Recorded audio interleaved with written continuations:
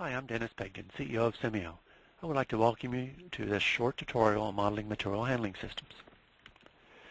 The system we're going to model is fairly small but has some complexities. We have two different types of boxes that arrive at different rates and then move on accumulating conveyors at different speeds to a merge point.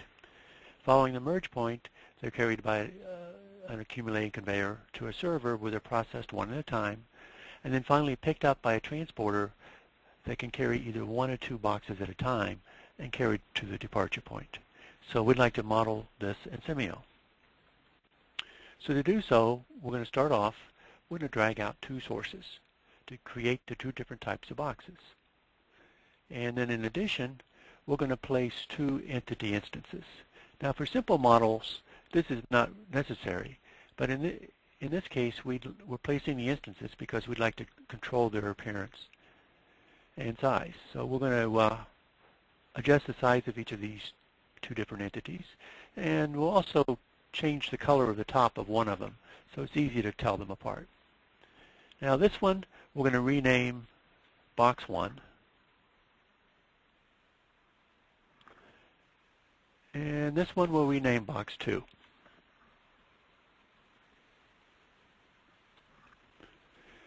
Now by default both sources are going to be creating box 1. But we're going to change the entity type on the second source to box 2. We're going to also change the arrival rates for the two.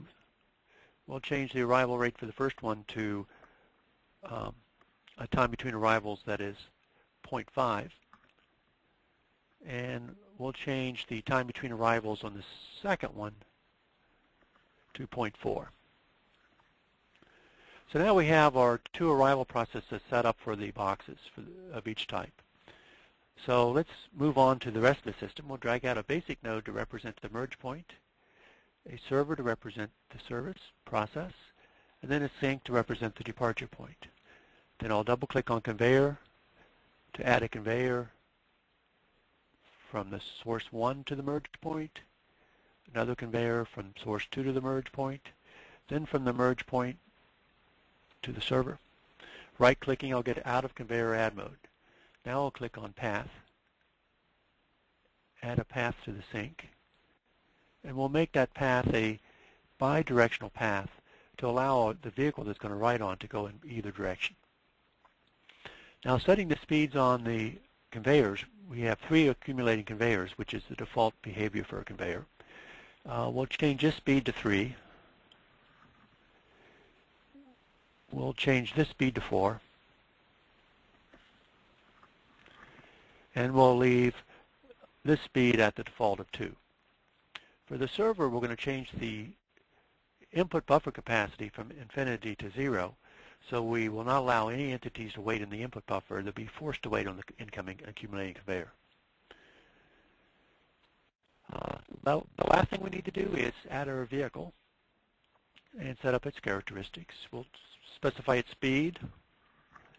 We'll specify its initial location, and that will be at the output side of server 1. We'll specify its idle action to tell it to go back and park at its home location whenever it's idle, and we'll set its capacity to 2, meaning it can carry either 1 or 2 items at a time.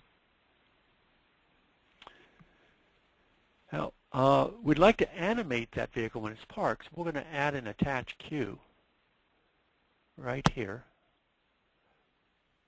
And we'll make the queue state that's being animated the output at server 1 parking station.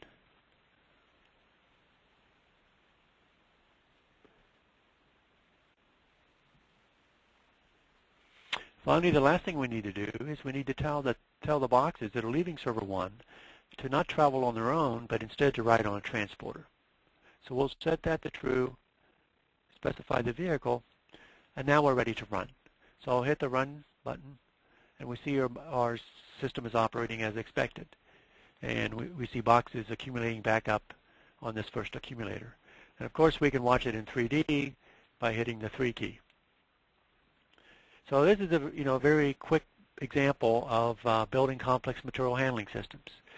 We encourage you to continue with the tutorials to learn more about Simio. And as always, give us a call if you'd like to see Simio in action with an online demonstration applied to your own problems. Thank you.